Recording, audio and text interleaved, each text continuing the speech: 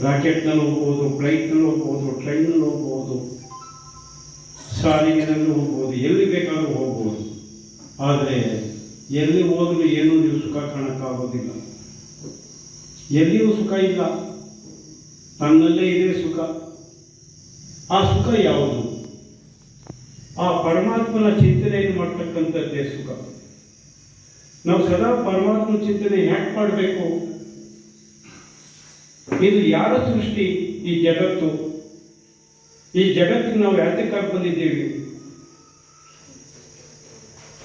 ನಾವು ಶಾಶ್ವತ ಇಲ್ಲ ಅನ್ನೋದು ಗೊತ್ತಿದ್ರೂ ಸಹ ನಾವು ಬಹಳ ಕಷ್ಟಪಡ್ತಾ ಇರ್ತೀವಿ. ಕಷ್ಟಪಡೋ ಅಗತ್ಯ ಇಲ್ಲ, ಆದರೂ ಕಷ್ಟಪಡ್ತಾ ಇರ್ತೀವಿ. ಯಾಕೆ? ಅನುಭವ ಇಲ್ಲ. ಅನುಭವ ಮುಖ್ಯವಾಗಬೇಕು. ಇಂಥ ಅನುಭವಗಳು ಮಾಡ್ಕೋಬೇಕಾದ್ರೆ ಇಂಥ ಗುರುಗಳ ಸಮ್ಮುಖದಲ್ಲಿ,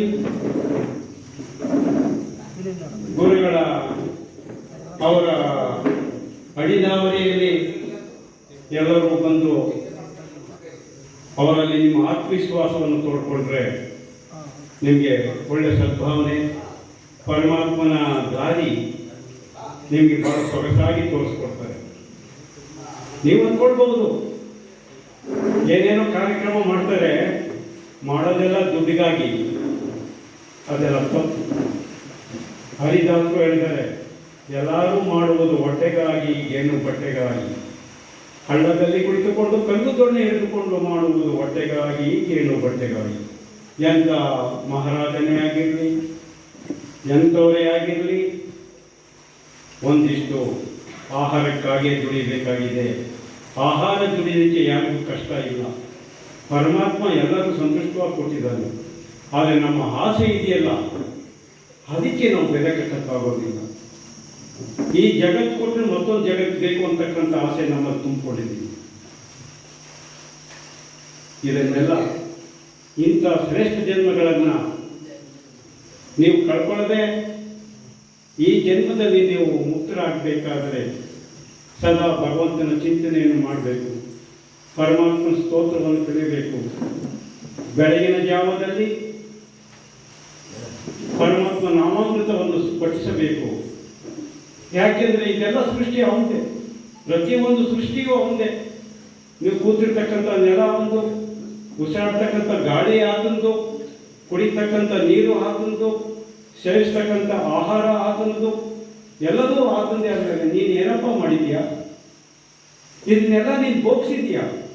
ಭೋಗಿಸಿದ್ರೂ ನಿನಗೆ ಅನುಭವ ಬರಲಿಲ್ಲ. ಹುಟ್ಟಿದಕ್ಕೆ ಪ್ರಯೋಜನ? 84 ಲಕ್ಷ ಜನ್ಮಗಳನ್ನು ಕಳೆದುಕೊಂಡು ಈ ಮಾನವ ಜನ್ಮಕ್ಕೆ ಬರಬೇಕಾಗಿರೋದು ಒಂದಲ್ಲ ಎರಡಲ್ಲ, 84 ಲಕ್ಷ ಜನ್ಮಗಳು. ಕ್ರಿಮಿಕೀಟಾದಿ ಜಲಚರ ಪ್ರಾಣಿಗಳು, ಸಮುದ್ರದಲ್ಲಿ ಇರ್ತಕ್ಕಂಥ ಪ್ರಾಣಿಗಳು, ಅದರ ಹೊಟ್ಟೆಯಲ್ಲಿ ಇರ್ತಕ್ಕಂಥ ಪ್ರಾಣಿಗಳು, ನಮ್ಮ ದೇಹದಲ್ಲಿ ಇರ್ತಕ್ಕಂಥ ಕ್ರಿಮಿಕೀಟಾದಿಗಳಲ್ಲಿ ಇರ್ತಕ್ಕಂಥ ಪ್ರಾಣಿಗಳು, ಇಷ್ಟೆಲ್ಲ ನಮಗೆ ಅನುಭವ ಕೊಟ್ಟಿರ್ತಕ್ಕಂಥ ಪರಮಾತ್ಮನನ್ನು ನಾವು ಮರೆತರೆ ನಾವು ಹುಟ್ಟಿದ ಜನ್ಮ ವ್ಯರ್ಥ. ಇಂಥ ಜನ್ಮ ಏನು ಮಾಡಿಸಿ ಕೆಟ್ಟಿರಪ್ಪ ಅಂತಕ್ಕಂಥ ಸೊಗಸಾಗಿ ಕೀರ್ತನೆಗಳನ್ನು ಆಡಿದ್ದಾರೆ. ಬಹಳ ಸಂತುಷ್ಟ ಆಗಿದೆ. ಇಂಥ ಕೀರ್ತನೆಗಳು, ಇಂಥ ತತ್ವ ವಿಚಾರಗಳು, ಇಂಥ ಪರಮಾತ್ಮನ ಸನ್ನಿಧಿಗೆ ನೀವು ಬಂದು ಎಲ್ಲೂ ಇಲ್ಲ ನಿಮಗೆ ಆನಂದ ಸುಖ ಪ್ರಾಪ್ತಿ. ಯಾವ ಐಶ್ವರ್ಯದಲ್ಲೂ ಇಲ್ಲ, ಯಾವುದರಲ್ಲೂ ಇಲ್ಲ. ಆದರೆ ಸುಖ ಇದೆ. ಯಾವುದರಲ್ಲೂ ಸುಖ ಇದೆ? ಪರಮಾತ್ಮ ಕಾಣ್ತೀನಿ ಅಂತಕ್ಕಂಥ ಚೈತನ್ಯ ಶಕ್ತಿ ಹೊಂದಿದ್ರೆ ಮಾತ್ರ ನಾವು ಸುಖವನ್ನು ಕಾಣಬಹುದು. ಆ ಪರಮಾತ್ಮ ನಾವು ಏನು ಕೊಡುಗೆ ಕೊಡೋದಿಲ್ಲ. ಎಲ್ಲ ಅವನದೇ ಉಪಯೋಗಿಸ್ಕೊಂಡು ಅವನಲ್ಲೇ ಇದ್ದು ನಾವು ಅವನ ಸ್ಮೃತಿ ಮಾಡಿದ್ರೆ ಸಾಕು, ನಮ್ಮ ಜನ್ಮ ಸಾರ್ಥಕವಾಗುತ್ತೆ. ಈ ದೇಹದಲ್ಲಿರ್ತಕ್ಕಂಥದ್ದೇನು? ಬರೀ ಮಲ, ಮೂತ್ರ, ಕೀವು, ರಕ್ತ, ಮಜ್ಜೆ, ಮಾಂಸ, ಮದ, ಮತ್ಸರ್ಯ, ಬರೀ ಹಜರ್ಗಳನ್ನೇ ನಾವು ತುಂಬಿಕೊಂಡಿದ್ದೀವಿ. ಇದರ ಸ್ವಲ್ಪ ಇದನ್ನು ಯಾಮಾರಿದರೆ, ಸ್ವಲ್ಪ ಶರೀರನ ಗೀರ್ಕೊಂಡ್ರೆ ನೋಡಲಿಕ್ಕೆ ಅಸಹ್ಯ ಆಗುತ್ತೆ. ಇಂಥ ಅಸಹ್ಯ ನಾವು ತಿಳ್ಕೋಬೇಕಾದರೆ ಆ ಭಗವಂತ ಕೊಟ್ಟಿರ್ತಕ್ಕಂಥ ಚೈತನ್ಯ ಶಕ್ತಿ ಎಂಥದ್ದು ಅಂತ ಬಹಳ ಗೋಚರವಾಗಿ ನಾವು ತಿಳಿಬೇಕು. ಯಾಕೆ? ಪರಮಾತ್ಮನ ಸ್ಮೃತಿ ಮಾಡಿ ಎಷ್ಟು ಆನಂದ ಇದೆ, ಪರಮಾತ್ಮನ ಕೀರ್ತನೆ ಮಾಡಿ ಅದರಲ್ಲಿ ಎಷ್ಟು ಆನಂದ ಇದೆ. ನೀವು ಬೆಳಿಗ್ಗೆ ಎದ್ದು ಸ್ನಾನನೋ ಕೈಕಾಲು ಮುಖವನ್ನು ತೊಳ್ಕೊಂಡು ಹಣೆಗೆ ಒಂದು ತಿಲಕವನ್ನಿಟ್ಟು ಪರಮಾತ್ಮನ ಕೈ ಮುಗಿರಿ, ಎಷ್ಟು ಆನಂದ ಇದೆ. ಏನು ಕೊಡ್ತಾ ಇದ್ದೀರಾ ಆತನಿಗೆ? ಕೊಡ್ತಾ ಇರೋದೆಲ್ಲ ಆತ್ಮ. ಇಂಥ ತತ್ವ ವಿಚಾರಗಳನ್ನು ತಿಳಿಯಬೇಕಾಗಿ ಯಾವುದೋ ನಿಮ್ಮ ಜನ್ಮಾಂತರದ ಪುಣ್ಯ ಈ ಜಾವಗಲ್ನಲ್ಲಿ ಹರಿಚರಣ್ ತಿಲಕ್ ಎಂಬತಕ್ಕಂಥ ಗುರೂಜಿಯವರು ನೀವು ಪಡೆದಿದ್ದೀರ ಅಂದರೆ ಮಹಾಪುಣ್ಯ. ಮಹಾಪುಣ್ಯ. ಇಷ್ಟು ದೊಡ್ಡವರಿಗೆ ಸುಮಾರು ಎಷ್ಟೋ ಜನಸಂಖ್ಯೆ ಇರಬಹುದು, ಒಂದು 20,000 30,000 ಜನಸಂಖ್ಯೆ ಇರಬಹುದು. ಆದರೆ ಒಬ್ಬನೇ ಭಕ್ತ ಇರೋದು, ಪರಮ ಭಕ್ತ. ಆ ಒಬ್ಬ ಭಕ್ತಿಯಿಂದ ಈ 20,000 ಜನ ರಕ್ಷಣೆ ಕೊಡ್ತಾ ಇದ್ದಾನೆ ಭಗವಂತ. ಈ ಭಕ್ತ ನೋಡಿ, ಇವತ್ತು ನಮ್ಮ ದೇಶದಲ್ಲಿ, ಭಾರತ ದೇಶದಲ್ಲಿ ಸುಮಾರು 150-140 ಕೋಟಿ ಜನಸಂಖ್ಯೆ ಇರಬಹುದು. ನಮಗೆ ಸರಿಯಾಗಿ ಗೊತ್ತಿಲ್ಲ, ಒಂದು ಭಾವನೆ ಮೇಲೆ ಹೇಳ್ತಾ ಇದ್ದೀವಿ. 160 ಕೋಟಿ ಜನಸಂಖ್ಯೆ. ಈ 160 ಕೋಟಿ ಜನಸಂಖ್ಯೆಯಲ್ಲಿ ಇರ್ತಕ್ಕಂಥದ್ದು ಬರೇ 16 ಜನ ಶರಣರು, ಬರೀ 16 ಜನ. ಕೋಟಿಗೆ ಒಬ್ಬ ಶರಣ. ಅಂತ ಕೋಟಿಗೆ ಒಬ್ಬ ಶರಣ ಇವರು ನನ್ನ ಕಣ್ಣಿಗೆ ಕಾಣ್ತಾ ಇದ್ದಾರೆ.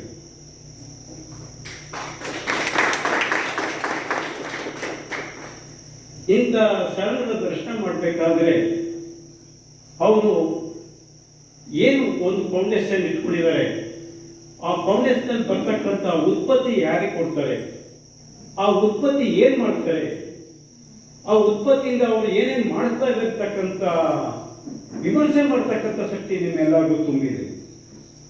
ಭಗವಂತ ಭಾರಿ ದೊಡ್ಡವರಿದ್ದಾರೆ, ಅಷ್ಟಿಷ್ಟು ದೊಡ್ಡವರಲ್ಲ, ಅಷ್ಟು ದೊಡ್ಡವರು ಭಗವಂತ. ಇವನೇ ಭಗವಂತ, ಇವನೇ ಮಾನವ. ಇಬ್ಬರು ಸೇರ್ಕೊಂಡ್ರೆ ಮಾನವ ಮಾಧವ.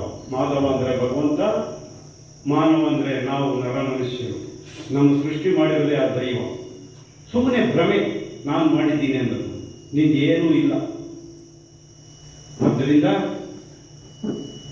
ಪ್ರತಿಯೊಬ್ಬರೂ ನಿಮ್ಮ ಮನೆಗಳಲ್ಲಿ ನೀವೇನು ಹಣ್ಣು ಕಾಯಿ ಹೂವು ಕಡ್ಡಿ ಕರ್ಪೂರಗಳು ಏನೂ ಹಚ್ಚಬೇಕಾಗಿಲ್ಲ. ಅದಕ್ಕಾಗಿ ನೀವು ದುಡ್ಡು ಖರ್ಚು ಮಾಡಬೇಕಾಗಿಲ್ಲ, ಅದಕ್ಕಾಗಿ ನೀವು ಶ್ರಮ ಪಡಬೇಕಾಗಿಲ್ಲ. ಬೆಳಿಗ್ಗೆ ಎದ್ದು ಒಂದು ಜ್ಯೋತಿ ಹಚ್ಚಿರಿ. ಆ ಜ್ಯೋತಿ ಹಚ್ಚಿಬಿಟ್ಟು 10 ನಿಮಿಷ ಆ ಜ್ಯೋತಿ ನೋಡ್ಕೊಂಡು ನೀವು ಮಗ್ನರಾಗಿ ನೋಡಿ, ನಿಮ್ಗೆ ಎಂಥ ಆನಂದ, ಎಂಥ ಹೋಗೋ ಸಿಗುತ್ತೆ, ಎಂಥ ಸುಖ ಪ್ರಾಪ್ತಿ ಆಗುತ್ತೆ. ಇಂಥ ಸುಖ ಪ್ರಾಪ್ತಿನ ಬಿಟ್ಬಿಟ್ಟು ಎಲ್ಲೆಲ್ಲೋ ಹೋಗ್ಬೇಕಾಗುತ್ತೆ, ದೇಶ ದೇಶ ಸುತ್ತಬೇಕಾಗುತ್ತೆ. ಅಲ್ಲಿ ದುಡ್ಡು ಸಿಗುತ್ತೇನೋ, ಇಲ್ಲಿ ದುಡ್ಡು ಸಿಗುತ್ತೇನೋ, ಎಲ್ಲ ಇಲ್ಲಿಗಪ್ಪ ಹೊತ್ಕೊಂಡು ಹೋಗ್ತೀರಾ? ಹೊತ್ಕೊಂಡು ಹೋಗೋ ಶಕ್ತಿ ನಿಮ್ಗೆ ಅಕ್ಕಿಲ್ಲ. ಎಲ್ಲ ಭಗವಂತನ ಸೊತ್ತು, ಎಲ್ಲ ಇಲ್ಲೇ ಇಟ್ಬಿಟ್ಟು ಹೋಗ್ಬೇಕು. ಆದರೆ ಕಾರ್ಯಕ್ರಮಗಳಿಗೆ ಒಂದು ಏನಾದರೂ ಒಂದು ಕಾರ್ಯಕ್ರಮ ಮಾಡಬೇಕಾದ್ರೆ ಇವಕ್ಕೆಲ್ಲ ಖರ್ಚು ವೆಚ್ಚಗಳನ್ನೆಲ್ಲ ಎಲ್ಲರೂ ಸೇರಿದ್ರೆ ಈ ಖರ್ಚು ವೆಚ್ಚಗಳಾಗೋದು. ಇಂಥ ಖರ್ಚು ವೆಚ್ಚಗಳನ್ನು ಮಾಡೋಕ್ಕೆ ವಿಮರ್ಶೆ ಮಾಡ್ತಕ್ಕಂಥ ಶಕ್ತಿ ನಿಮಗಿದೆ. ಇದೇ ರೀತಿ ಈ ನಾಡು ನಮ್ಮ ಬರ್ತಕ್ಕಂಥ ಇಂಥ ಪುಣ್ಯದ ನಾಡಿನಲ್ಲಿ ಇಂಥ ಸಜ್ಜನರು, ಇಂಥ ಸತ್ಪುರುಷರು ನಮ್ಮ ಬರ್ತಕ್ಕಂಥಲ್ಲಿರೋದು. ನಾನು ಸಾಮಾನ್ಯವಾಗಿ ನೋಡಿದ್ದೀನಿ, ಬ್ರಿಟಿಷ್, ಅಮೇರಿಕಾ, ಆಸ್ಟ್ರೇಲಿಯಾ, ಯುರೋಪ್, ಉತ್ತರ ಅಮೇರಿಕಾ, ದಕ್ಷಿಣ ಎಲ್ಲ ಕಡೆಯಲ್ಲೂ ಬಂದಿದ್ದಾರೆ. ರಾಮೇಶ್ವರ್ಗೆ ಹೋಗಿ ನೋಡಿ, ಅವರು ನಮಗೆ ಒಂದು ಜಪಮಾಲೆಯನ್ನು ಹಾಕ್ಕೊಂಡು ಓಂ ಶಿವ ಭಿಕ್ಷಾಂ ದೇಹಿ ಅಂತ ಬ್ರಿಟಿಷ್ನವರು ಬೇಡ್ತಾ ಇದ್ದಾರೆ. ಯಾಕೆ? ನಮ್ಮ ಕಲ್ಚರ್, ನಮ್ಮ ನಾಡಿನ ನಡೆ ನೋಡಿ ಸತ್ಯವಾಗಿದೆ. ಇಂಥದ್ದನ್ನು ನಾವು ಮಾಡಿದ್ರೆ ನಮ್ಮ ದೇಶಕ್ಕೆ ನಾವು ತಗೊಂಡು ಹೋಗಿಲ್ಲ ಪುಣ್ಯ ಅಂತ. ಇಂಥ ಪುಣ್ಯ ದೇಶದಲ್ಲಿ ಇಂಥ ಸುಖ ಸಂತೋಷ, ಇಂಥ ವೈಭವ ಸಿಗೋದಿಲ್ಲ, ಖಂಡಿತ ಸಿಗೋದಿಲ್ಲ. ಯಾವುದೋ ರೂಪದಲ್ಲಿ ಏನೋ ಕಾರಣಾಂತರ ಅವರಿಗೆ ಜನ್ಮ ಕೊಟ್ಟಂತ ತಾಯಿ ತಂದೆ ಯಾವ ದೇವರನ್ನು ಬೇಡಿ ಹರಕೆ ಬೇಡಿ ಪಡೆದ್ರು ಅದು ಮಹಾಪುಣ್ಯ. ನಮ್ಮ ಜನ್ಮ ಸಾರ್ಥಕವಾಯಿತು, ಇಂಥ ಮಕ್ಕಳು ಪಡೆದು ಅನ್ನೋದು ಭಾವನೆ ತಂದೆ ತಾಯಿ ಮುಗಿಸಿದ್ದಾರೆ ಮೊದಲು. ಎರಡನೆಯದು, ಅವ್ರ ಮೇಲೆ ನೀವೆಲ್ಲ ಪ್ರೀತಿ ಮಮಕಾರಗಳನ್ನು ಇಟ್ಟು ಗುರುಜಿಯವರ ಹತ್ರ ನೀವು ದರ್ಶನ ಮಾಡ್ತಾ ಇದ್ದೀರಾ. ಅವರು ಹಲವಾರು ನಿಮಗೆ ಯೋಗ ಶಿಬಿರಗಳು, ತರಬೇತಿ ಕೇಂದ್ರಗಳು ಏನೇನು ಕೊಡಬೇಕು ಸೊಗಸಾಗಿ ಕೊಡ್ತಾರೆ. ಜೊತೆಗೆ ಆಧ್ಯಾತ್ಮದ ಕಡೆಗೆ ಒಲವು ತೋರಿಸ್ತಾರೆ. ಆಧ್ಯಾತ್ಮದಲ್ಲಿ ಚೈತನ್ಯ ಶಕ್ತಿ ಇದೆ. ಪ್ರತಿಯೊಬ್ಬರೂ ಪರಮಾತ್ಮನ ಸ್ಮೃತಿ ಮಾಡಿ ನಿಮ್ಮ ಜನ್ಮ ಸಾರ್ಥಕವಾಗುತ್ತೆ. ಯಾವುದರಲ್ಲೂ ನಿಮಗೆ ಸುಖ ಪ್ರಾಪ್ತಿ ಇಲ್ಲ. ಸಂಸಾರ ಮಾಡಬೇಕು, ಸತ್ಯ. ಸಮಾಜದಲ್ಲಿ ಓಡಾಡಬೇಕು, ಸತ್ಯ. ದುಡಿಬೇಕು, ಸತ್ಯ. ಸತ್ಯ ಅಂದ್ರೆ ಏನು? ಆ ಸತ್ಯದಲ್ಲಿ ನಡೀತಕ್ಕಂಥ ಹಾದಿ ಕಂಡಿಡ್ಕೋಬೇಕು. ನೀವು ಒಂದು ಸುಳ್ಳನ್ನ ಮಾತನಾಡಿದ್ರೆ ಆ ಸುಳ್ಳನ್ನ ಮರೆಮಾಚಬೇಕಾದ್ರೆ ಸಾವಿರಾರು ತಪ್ಪುಗಳನ್ನ ಹೇಳ್ಕೊಂಡು ಬರ್ಬೇಕು. ಅದೇ ಒಂದು ಮಾತು ಸತ್ಯವನ್ನು ಮಾತನಾಡಿದ್ರೆ ಆ ಸತ್ಯಕ್ಕೆ ಸತ್ಯವೇ ಬೆಳ್ಕೊಂಡು ಹೋಗುತ್ತೆ. ನಾವೇ ನಿಮ್ಮನ್ನ ಹೇಳ್ಬೇಕಾಗಿಲ್ಲ ಬಾಯ್ಬಿಟ್ಟು ಇವನು ಸುಳ್ಳು ಇವನು ಸತ್ಯ ಅಂತ.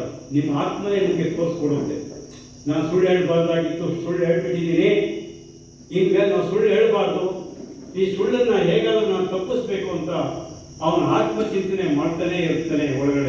ಹೊರಗಡೆ ಮಾತ್ರ ಅದನ್ನು ಅವನು ಬಹಿರಂಗಪಡಿಸೋದಿಲ್ಲ. ಅದಕ್ಕಾಗಿ ಸತ್ಯ ಎಲ್ಲದಕ್ಕೂ ಸಾಕ್ಷಿಯಾಗಿ ಇವತ್ತು ಸತ್ಯದಿಂದಲೇ ಜಗತ್ತು ಬೆಳಕಾಗ್ತಾ ಇರೋದು. ಜ್ಯೋತಿ ಯಾಕೆ ಬೆಳಗ್ತಾರೆ? ಸತ್ಯಕ್ಕಾಗಿ ಜ್ಯೋತಿ ಬೆಳಗ್ತಾ ಇದ್ದಾರೆ. ಇಂಥ ಜ್ಯೋತಿ ಸ್ವರೂಪವಾಗಿರ್ತಕ್ಕಂಥ ಏನು ನಿಮ್ಮ ಹರಿಜಿಯವರು ಈ ಊರಿನಲ್ಲಿ ಇಷ್ಟು ಸೊಗಸಾಗಿ ಪ್ರಾರ್ಥನಾ ಮಂದಿರ ಮಾಡಿ ಅವರಿಷ್ಟು ಎಲ್ಲರಿಗೂ ಶುಭವಾಗಲಿ, ತತ್ವವಿಚಾರಗಳು ಆಧ್ಯಾತ್ಮಗಳಲ್ಲಿ ನಡೀಲಿ, ಸತ್ಕೀರ್ತಿಗಳು ನಡೀಲಿ ಅಂತಕ್ಕಂಥ ಕುಟೀರವನ್ನು ಅವ್ರ ಸಂಸಾರದಲ್ಲಿ ಇಟ್ಕೊಂಡು ಇಷ್ಟು ಸೊಗಸಾಗಿ ಮಾಡಿದ್ದಾರೆ ಅಂತಂದರೆ ಒಂದು ತಪಸ್ವಿನಿ. ತಪಸ್ವಿ ಅನ್ನೋದಕ್ಕೆ ಅವ್ರ ಭಾವಚಿತ್ರನೇ ಇಲ್ಲಿದೆ ನೋಡಿ. ಅದು ಯಾರು ಹೇಳ್ಕೊಳ್ಳುವಂಥದ್ದಲ್ಲ, ತೋರಿಸುವಂಥದ್ದಲ್ಲ. ಸುಮ್ಮನೆ ಮೇಲ್ ಒತ್ತಿಗೆ ಮಾತ್ರ ನಮ್ಮ ನೋಟ ಚಂದವಾಗಿರುತ್ತೆ. ಆದರೆ ಹೀಗೆ ನಾವು ಶಾಶ್ವತಬೇಕಾಗೋದಿಲ್ಲ. ಬಾಲ್ಯ, ಯೌವನ, ಮುಪ್ಪು, ಈ ಮೂರು ಅವಸ್ಥೆಗಳಲ್ಲಿ ಬಾಲ್ಯದಲ್ಲಿ ಕುಣಿದು ಕುಪ್ಪಳಿಸ್ತೀವಿ, ಯೌವನದಲ್ಲಿ ಬೇಕು ಅಂದಿದ್ದನ್ನೆಲ್ಲ ಕೊಂಡ್ಕೊಂಡು ತರ್ತೀವಿ, ಸಂಸಾರ ಮಾಡ್ತೀವಿ, ಎಲ್ಲವನ್ನೂ ನಿಭಾಯಿಸ್ತೀವಿ. ಮುಪ್ಪು ಹಾಸ್ಕೊಂಡಾಗ ಏನು ಮಾಡ್ತೀವಿ? ಅಯ್ಯಯ್ಯೋ, ಮಂಡಿ ನೋವು, ಸೊಂಟ ನೋವು, ಕೈಕಾಲು ನೋವು, ಇಂಥ ನೋವು ರೋಗ ರುಜಿನಗಳನ್ನೇ ಸ್ಮೃತಿ ಮಾಡಿ ದುಃಖ ಪಡ್ತಾ ಇರ್ತೀವಿ. ಅದಕ್ಕೆ ಗುರು ಬೇಕು. ಗುರು ಏನು ಹೇಳ್ತಾರೆ? ಅಯ್ಯ, ನೀನಲ್ಲ, ನಿನ್ನ ಶರೀರ, ನಿನ್ನ ಆತ್ಮಚಿಂತನೆ ಮಾಡು, ಪರಮಾತ್ಮ ಶ್ರುತಿ ಮಾಡು. ನೀನು ಪರಮಾತ್ಮ ಚಿಂತನೆ ಮಾಡಿದ್ರೆ ನೀನು ನೋವುಗಳು ಅವನು ಯಾವುದೋ ರೂಪದಲ್ಲಿ ಪಾರಾಗತ್ತೆ. ನೀನು ಅಯ್ಯಯ್ಯೋ ಸೊಂಟ ನೋವು ಮೈ ನೋವು ಅನ್ನೋ ಬದಲು ಪರಮಾತ್ಮ ಶಿವ ಅಂದ್ಕೊಂಡು ನಿಮ್ಮ ಹಸ್ತದಲ್ಲೇ ನಿಮ್ಮ ಶರೀರವನ್ನು ಹೊತ್ತುಕೊಳ್ಳಿ, ಎಷ್ಟೋ ಬಾಧೆ ಕಡಿಮೆ ಆಗುತ್ತೆ. ಆ ಪರಮಾತ್ಮ ಸ್ತುತಿ ಮಾಡೋದಕ್ಕೆ ಜನ್ಮ ಸಾರ್ಥಕವಾಗುತ್ತೆ. ಇಂಥ ಸತ್ಯ ನಮ್ಮ ಜಗತ್ತಲ್ಲಿ ನಡೀಬೇಕು. ಆ ಸತ್ಯದಿಂದಲೇ ಒಂದು ಸರಳದಿಂದಲೇ ಈ ಪ್ರಪಂಚ ಬೆಳಕಾಗಿರೋದು. ಸ್ವಾಮಿ ವಿವೇಕಾನಂದರು ಸಾಕಷ್ಟು ನಮ್ಮ ಭಾರತ ದೇಶಕ್ಕೆ ಸಾಹಸಪಟ್ಟು ತಪಸ್ವಿಯಾಗಿ ಅವರು ಸಹ ದುಡಿದಿದ್ದಾರೆ. ರಾಮಕೃಷ್ಣ ಪರಮಹಂಸರು, ಜಗಜ್ಯೋತಿ ಬಸವಣ್ಣನವರು, ರಾಘವೇಂದ್ರ ಸ್ವಾಮಿಗಳು, ಪುರಂದರದಾಸರು, ದಾಸರಲ್ಲಿ ದಾಸ ಶ್ರೇಷ್ಠ ದಾಸ ಅಂತ ಎಂಬ ಬಿರುದನ್ನು ಪಡೆದಂಥ ಕನಕದಾಸರು, ಇವರೆಲ್ಲ ಸಾಮಾನ್ಯವಾದ ಪುರುಷರೇ. ಅವರೇ ಮಾನವರು. ಯಾರು ಬೇಕಾದರೂ ಮಾನವರಾಗಬೇಕಾದ್ರೆ ಇಂಥ ಆಚಾರ ವಿಚಾರಗಳನ್ನು ತಿಳಿದು ನಾವು ಆ ಪರಮಾತ್ಮನಲ್ಲಿ ಆರೈಕೆ ಹೋದರೆ ನಮ್ಮ ಜನ್ಮ ಸಾರ್ಥಕವಾಗುತ್ತೆ. ಇಲ್ಲದಿದ್ದರೆ ನಮ್ಮ ಜನ್ಮ ವ್ಯರ್ಥ ಆಗುತ್ತೆ. ಹೀಗೆ ಇರಲಿಕ್ಕಾಗೋದಿಲ್ಲ. ಆದ್ದರಿಂದ ನಮ್ಮನ್ನು ಸ್ವಾಮೀಜಿ ನಾನು ಇರ್ತಕ್ಕಂಥ ಸ್ಥಳಕ್ಕೆ ಒಂದು ಸಾರಿ ಭೇಟಿ ಕೊಟ್ಟು ತಾವು ಬನ್ನಿ ಅಂತ ಕೇಳ್ತಿದ್ದೆ. ನಾನು ಇವರು ಬರೋದಕ್ಕೆ ನಾನು ಕಳೆಯೋದಕ್ಕಿಂತ ಮುಂಚೆ ಯಾವುದೋ ಒಂದು ದೃಷ್ಟಿಯಲ್ಲಿ ಒಂದು ಕಡೆ ನಾನು ನೋಡಿದೆ. ನಾನು ಇರ್ತಕ್ಕಂಥ ಸ್ಥಳ ನಾನು ವಯೋವೃದ್ಧನಾಗಿದ್ದೇನೆ. ಶರೀರದಲ್ಲಿ ರೋಗ ರುಜಿನಗಳು ಅತಿಯಾಗಿ ಪ್ರಾಪ್ತಿಯಾಗಿವೆ. ಒಂದಲ್ಲ ಎರಡಲ್ಲ 5 ಪ್ರಾಪ್ತಿಯಾಗುತ್ತಿವೆ. ಒಂದು ಕೊಟ್ಟರೆ ಒಂದು ಜಾಸ್ತಿ ಆಗುತ್ತೆ, ಒಂದು ಕೊಟ್ಟರೆ ಒಂದು ಜಾಸ್ತಿ ಆಗುತ್ತೆ. ಆದರೆ ಅದಕ್ಕೆ ನಾವು ಮನಸ್ಸು ಕೊಟ್ಟಿಲ್ಲ. ಅದಕ್ಕೆ ಕರ್ತವ್ಯ. ಶರೀರವೇ ರೋಗಮಯಂ, ಸಂಸಾರವೇ ದುಃಖಮಯಂ. ಈ ಶರೀರ ಎದ್ದಿದ್ರು ಯಾವತ್ತಿದ್ರೂ ಒಂದೇ ರೋಗಕ್ಕೆ ತುತ್ತಾಗಲೇಬೇಕು. ಸಂಸಾರದಲ್ಲಿ ನಾವು ಸುಖಿ ಅಂತ ಹೇಳಕ್ಕಾಗೋದಿಲ್ಲ. ಒಂದು ವೇಳೆ ನೀವು ಸಂಸಾರದಲ್ಲಿ ಸುಖಿ ಅಂದರೆ ನೀವು ದಂಪತಿಗಳು ಸುಖವಾಗಿರ್ಬೋದು. ನಿಮ್ಮ ಹೊಟ್ಟೆ ಹುಟ್ಟಿದ ಮಕ್ಕಳುಗಳು ಸುಖ ಕೊಡ್ತಾರ, ಅಥವಾ ನಿಮ್ಮ ನೆರೆಹೊರೆಯವರು ಸುಖ ಕೊಡ್ತಾರ, ಅಥವಾ ನಿಮ್ಮ ಬಂಧು ಬಳಗಗಳು ಸುಖ ಕೊಡ್ತಾರ? ಒಂದಕ್ಕೊಂದು ಯೋಚನೆ ಮಾಡ್ತಕ್ಕಂಥ ವಿಷಯ ಬಹಳ ಸಾಕಷ್ಟು ದೊಡ್ಡದಾಗಿದೆ. ಬರೀ ನೋವು, ಅದಕ್ಕೆ ದುಃಖ. ಅದಕ್ಕೆ ಈ ಪ್ರಪಂಚದಲ್ಲಿ ನಾವು ಬೇಡ ಅನ್ನೋನು ಸುಖಿ, ಬೇಕು ಅನ್ನೋನು ದುಃಖಿ. ಬೇಕು ಬೇಕು ಬೇಕು ಎಲ್ಲಿ ಹೋಗ್ತೀರ? ಆಸೆ ತುಂಬಿ ತುಂಬಿ ತುಂಬಿ ತುಂಬಿ ಇಡೀ ಯಜ್ಞಗಳು ತೋಡದಂಗೆ ತೋಡಿ ಎಲ್ಲ ಇಲ್ಲೇ ಇಟ್ಬಿಟ್ಟು ಹೋಗ್ಬೇಕಾಗುತ್ತೆ. ಆದ್ದರಿಂದ ಸದಾ ಪರಮಾತ್ಮ ಚಿಂತನೆಯನ್ನು ಮಾಡಿ ಒಳ್ಳೆ ತತ್ವ ವಿಚಾರಗಳನ್ನು ಗುರೂಜಿಯವರು ಕೊಡ್ತಾರೆ. ಅವ್ರು ಏನು ನಿಮಗೆ ಆಧ್ಯಾತ್ಮದ ಯೋಗ ಶಿಬಿರ ತರಬೇತಿಗಳನ್ನು ಅವ್ರು ಕೊಡ್ತಕ್ಕಂಥನ್ನೆಲ್ಲ ನೀವು ಉಪಯೋಗಿಸ್ಕೊಳ್ಳಿ. ಯಾರು ಹೀಗೆ ಇರಲಿಕ್ಕಾಗೋದಿಲ್ಲ. ಮುಂದಿನ ಭವಿಷ್ಯಕ್ಕೆ ಕಟ್ಟಿಟ್ಟ ಬುದ್ಧಿಯನ್ನು ಹೊತ್ತುಕೊಂಡು ಹೋಗೋ ಸರ್ವಜ್ಞಾನದಾಗೆ ನಿಮ್ಮ ಕಟ್ಟಿಟ್ಟ ಬುದ್ಧಿ ಯಾವುದು ಅಂದರೆ ಪರಮಾತ್ಮನ ಸ್ಮೃತಿ ಮಾಡೋದೇ ನಿಮ್ಮ ಕಟ್ಟಿಟ್ಟ ಬುದ್ಧಿ. ಅದಕ್ಕಿನ್ನೂ ದೊಡ್ಡ ಬುದ್ಧಿ ಮತ್ತೊಂದಿಲ್ಲ. ಇನ್ನೆಲ್ಲ ನಸ್ಪ. ಡಾಕ್ಟರ್ಗಳಾಗಿರಲಿ, ಇಂಜಿನಿಯರ್ಗಳಾಗಿರಲಿ, ಅದು ಒಂದು ವಿದ್ಯೆ. ಹೊಟ್ಟೆಪಾಡಿಗಾಗಿ ಡಾಕ್ಟರ್ ಊಟ ಮಾಡೋದಿಲ್ವೇ? ಇಂಜಿನಿಯರ್ ಊಟ ಮಾಡೋದಿಲ್ವಾ? ಹಾಗೆ ಎಲ್ಲರೂ ಮಾಡೋದು ಹೊಟ್ಟೆಗಾಗಿ, ಹೊಟ್ಟೆಗಾಗಿ. ದಾಸರು ಎಷ್ಟು ಮಟ್ಟಿಗೆ ಅವರು ಅನುಭವ ಮಾಡಿ ನಿಮಗೆ ತಿಳಿಸಿಕೊಡ್ಬೇಕು. ಇಂಥ ದಾಸರನ್ನ ಸ್ಮೃತಿ ಮಾಡಿ ಪರಮಾತ್ಮನ ಕಡೆ ನೀವು ಮನಸ್ಸು ಕೊಟ್ಟಿದ್ದೆ ಆದರೆ ನಿಮ್ಮ ಜನ್ಮ ಸಾರ್ಥಕವಾಗುತ್ತೆ ಅಂತ ಹೇಳಿ ನನ್ನ ವಿಚಾರಗಳನ್ನು ಮುಕ್ತಾಯ ಮಾಡ್ತಿದ್ದೀನಿ. ಜೈ ಗುರು. ಎಲ್ಲರೂ